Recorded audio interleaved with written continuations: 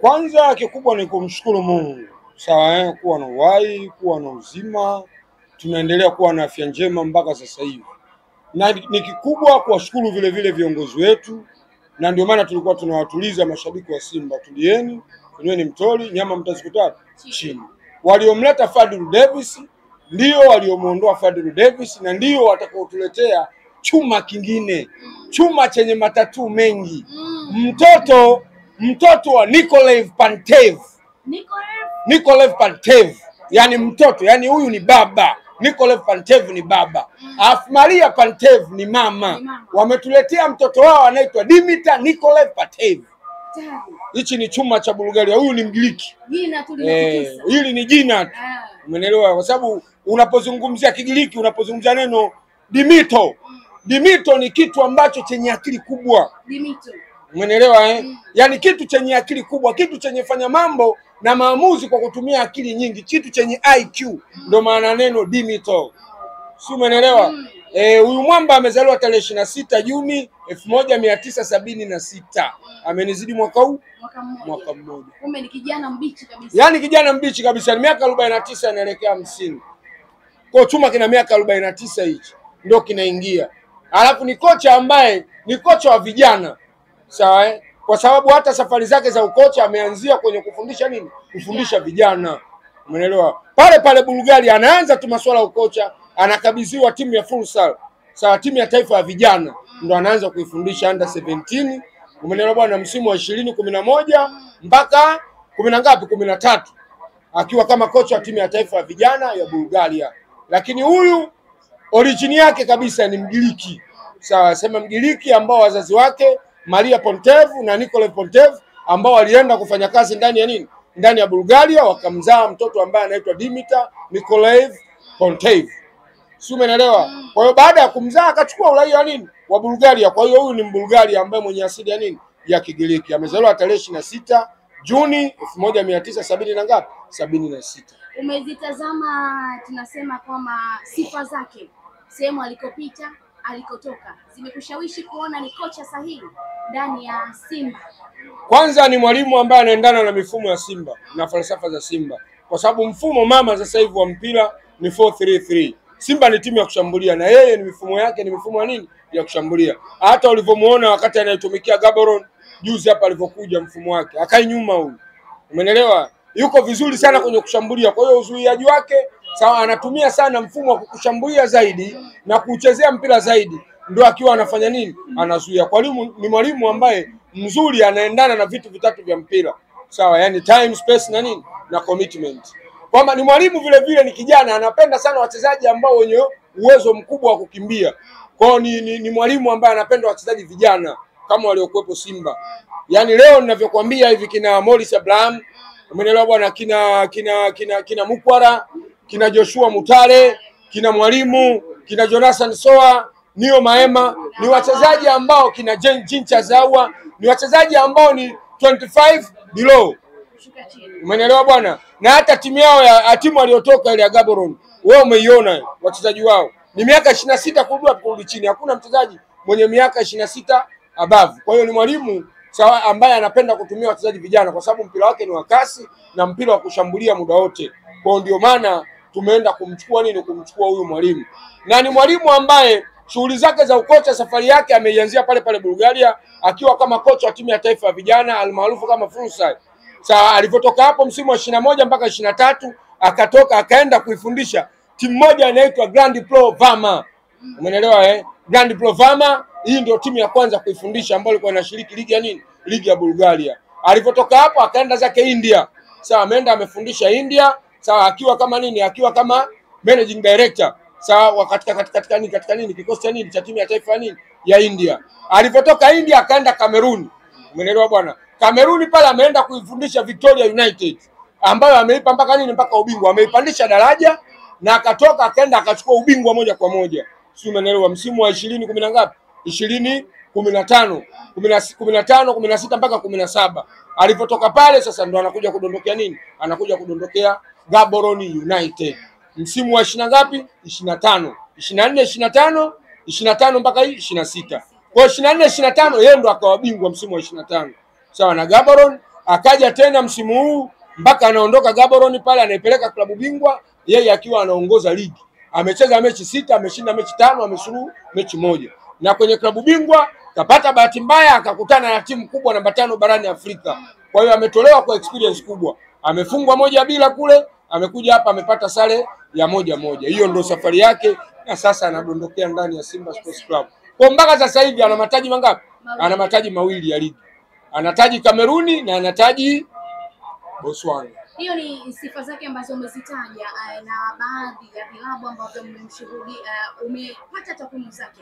Lakini kwa Simba umemtazama kwenye mechi ambazo umecheza nayo, zinatosha kujiaminisha kwamba ni kocha sahihi? Simba tukumwangalia kwenye mechi tu hizi. Sawa, tukumwangalia kwenye mechi tu hizi, isipokuwa siku zote nyoka si wapo. Ili umtafute nyoka umuue, si lazima awe amekutishia amani. Si umeelewa? Lazima umuone.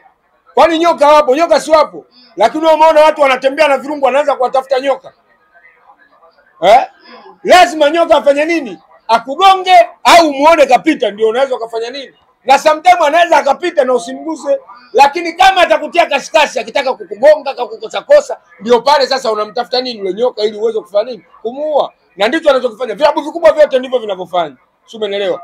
Leo National Rally wanamchukua Luis Mixon. Kwani walikuwa wamuone Luis Mixon wakati yuko Udisongo? Hawakumuona Luis Mixon wakati yuko Mamelodi Sundowns. Kwa nini waje kumchukua wakati yuko Simba? Ina maana tayari walimuona Luis Mixon, walikuwa wanajua kuna mchezaji anaitwa Luis Mixon, lakini wamekuja kumuona baada ya kuwazuru akiwa na Simba Sports Club. Hiyo ndio sifa ya timu kubwa. Si umeelewa? Si umeelewa? Medi Kagere, Josh Onyango, sawa tulikuwa tunajua kama wapo Kenya. Kayata tulikuwa tunajua kama wako Kenya, lakini baada ya kuja kwenye Super Sport Cup hapo, Sport Pesa Cup hapo, sawa ndio tukawaona. Na baada ya kuwazuru Yanga kwa na mwazuru ndugu zetu, ndio tukamchukua Medi Kagere, tukamchukua Kayata, tukamchukua na Onyango.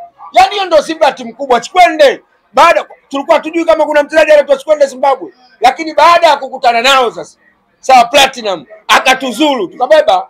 Si umeelewa? Hassan Dirunga, Mzamiru Yasini, Shiza Ramazani Kichuya, Mo Ibrahim, baada ya Mtibwa kuifunga Simba goli 2-1, ndio tumewaona ndio sifa ya timu kubwa. Shomari Kapombe, Aishi Manula, Erasto Nyoni, umeelewa bwana, John Boko, baada ya kuizuru Simba kwenye kombe la nini la Mapinduzi, ndio tumewaona yani hiyo ndio sifa ya timu kubwa.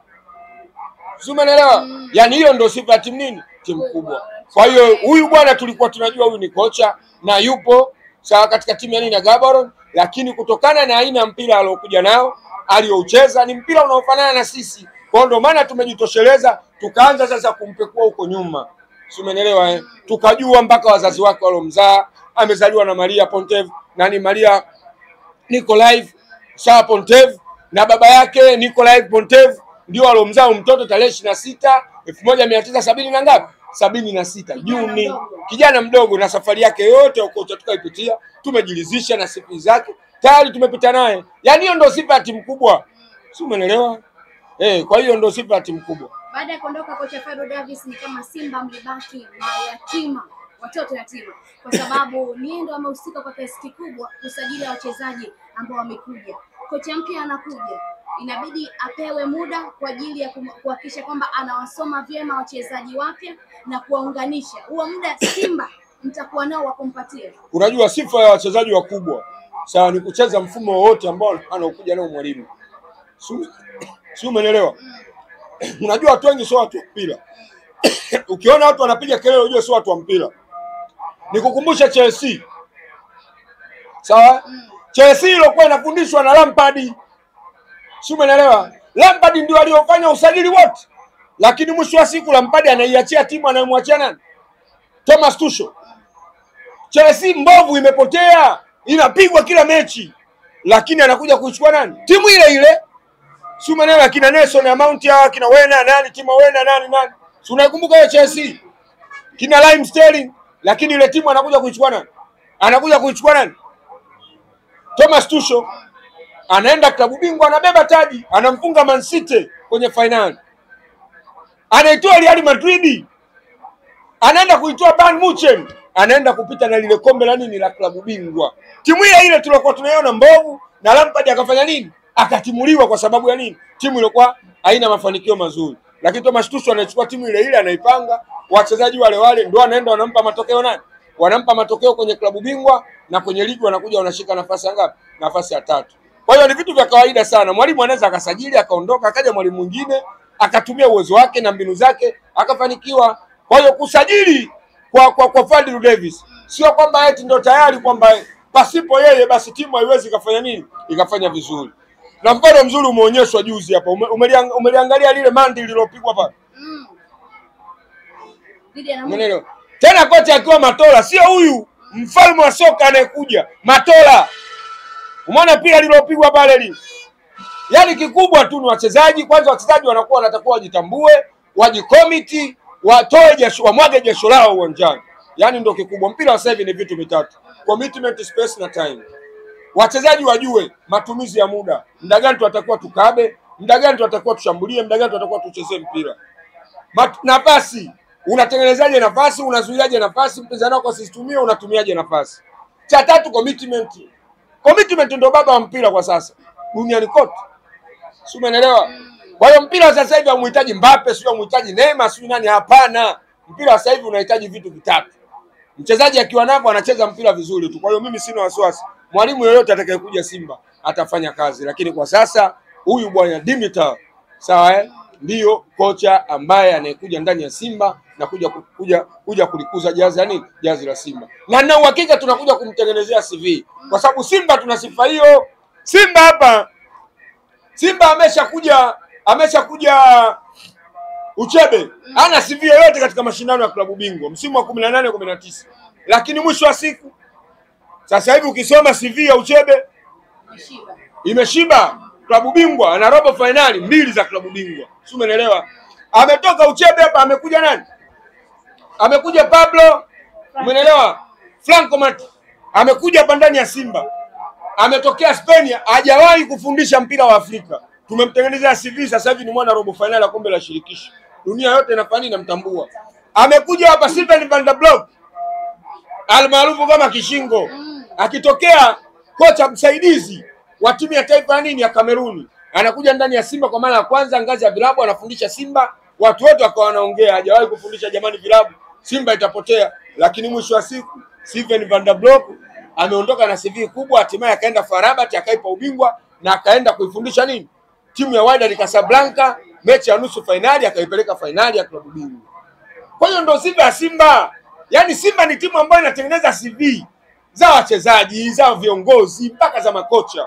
Sio, umeelewa? Mpaka wasemaji. Msemaji anakuja mdogo lakini akitumbukia ndani ya Simba tayari anakuwa nini? Anakuwa mkubwa. Kwa hiyo hiyo ndio sifa ya Simba. Leo huyu Fadlu Davis ambaye sasa hivi watu wanapiga kelele. Umeelewa ambaye mashangingi wanapiga kelele kwamba ameondoka, ametukimbia. Sio, umeelewa? Fadlu Davis kwani alitokea? Hajawahi kuwa kocha mkuu, head coach. Alikuwa kocha msaidizi. Wako wanatuambia kocha hana CV yoyote, sijui nini, sijui kitu gani. Lakini mwisho wa siku kaifikisha Simba finali kombe la shirikisho, tumemtengenezea CV. Sasa hivi wale alipokuwa kocha msaidizi kule, kwani hawakumuona kwamba huyu kocha wetu msaidizi tumpe timu? Raja Casablanca. Lakini baada ya kuja Simba tumemkuza CV, mwalimu amekuwa, wamemchukua sasa hivi ndio mwalimu wao mkuu. Na yeye mwenyewe juzi ameshinda na hojiwa, anasema hizi shukrani zote nazipeleka kwenye timu ya Simba Sports Club. Kwa hiyo hata huyu atakuja kuwa bonge la kocha barani Afrika. Hivi tumeshuhudia maingizo yenu mapya mengi yakiweza kukriki kwa kiasi kikubwa. Shenderuk anatajwa sana, amefanya vyema. Musa Abraham pia anatajwa amefanya vyema. Selemani Mwalimu pia ameanza safari yake ya kufunga. Wengi ni kama wamekriki tayari kwenye timu. Hebu tuzungumze hapa. Kukriki kwa mapema kunaenda kumpa urahisi kiasi gani kocha mpya huyu? Mimi nadhani mwalimu akija lazima ataanzia pale Simba walipoishia.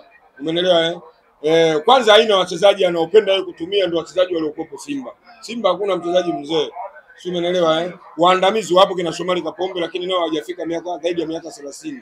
Kwa hiyo wachezaji wengi wa Simba kwanza ni very intelligent players. Kwa mfano unapomchukulia kama Mwalimu, ndio maana nikawaambia Mwalimu usije ukamfananisha na mchezaji yoyote. Sawa, hapa Tanzania hapo watu walikuwa wanataka kumfananisha Mwalimu na mchezaji wa bilioni 5 za mchongo. Umeelewa? Uwezo ukamfananisha naye hata mara moja. Mwalimu ameshacheza kombe la dunia. Si umeelewa? Yaani mwalimu akiwa na Wydad Casablanca, yaani anatoka Fountain Gate moja kwa moja anaenda Wydad Casablanca. Wydad Casablanca anaenda kucheza kombe la dunia. Kwa hiyo wachezaji pekee waliocheza kombe la dunia kwa mara ya kwanza limeanzishwa wapo Simba. Tunao wawili, tuna Nio Maema na tuna nani? Tuna Mwalimu Suleiman Mwalimu. Si umeelewa? Kwa hiyo Mwalimu ni mchezaji mkubwa mno. Nio Maema ni mchezaji mkubwa mno. Lucien Diruku ni mchezaji mkubwa mno, na ndio maana unaona wale kila mechi wale wachezaji lazima wawake. Kwanza wanacheza mpira wakiwa wanajiamini. Wana high confidence. Kwa nini? Kutokana na aina vilabu walivyotoka. Wametoka vilabu vikubwa. Mwalimu ametoka Wydad Casablanca. Hivi atamtetemekea mchezaji wa Namungo? Nio Maema ametoka Mamelodi Sundowns. Atamtegemea mchezaji wa Namungo au Yanga? Lucien Diruku, si umeona anavyotulia? Mpaka anakwenda kufunga magoli. Mpaka sasa hivi mfungaji bora, mpaka sasa hivi ligi imesimama ghafla hii. Mfungaji bora mpaka sasa hivi ni Lucien Diruku. Si umeelewa? Kwa hiyo Simba ina wachezaji wakubwa. Morris Abraham hivi atamuogopa mchezaji gani wa ligi ya Tanzania au Afrika? Mchezaji amechezea Serbia, mchezaji amecheza Bulgaria, amecheza Denmark. Yaani ameshacheza Ulaya. Hapo anarudi anakuja kuchezea Simba. Hivi atamuogopa nani? Wewe unataka kuniambia Bwana Samata akirudi sasa hivi hapa kuna mchezaji atakayemuogopa?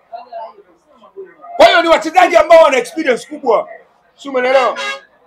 Wachezaji waliobakia wa Simba wote ni wachezaji ambao wamecheza finali ya kombe la shirikisho, washakutana na wachezaji wakubwa na timu kubwa.